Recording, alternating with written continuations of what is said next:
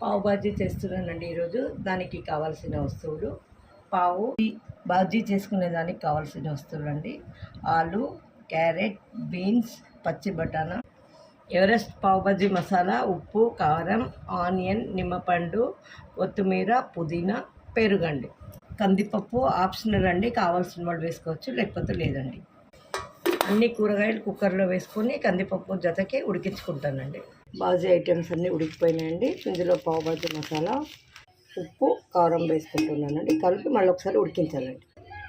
బాజీ ఉడికిందండి. పుదీనా, కొత్తిమీర ఇందులోనే కట్ చేసి వేసేసుకోవాలండి. పుదీనా వద్దన్న వాళ్ళు స్కిప్ చేసుకోవచ్చు. ఇలా వెన్న వేసుకొని కరిగిన తర్వాత ఇలా పావు కట్ చేసుకుంటాం కదండి, ఇలా పెట్టేసుకోవాలి. పావు బాజీ రెడీ అయిందండి. నిమ్మపండు, ఆనియన్, పెరుగు, ఆలు గుజాతో సర్వ్ చేసుకుంటానండి. పావు బాజీ రెడీ అండి.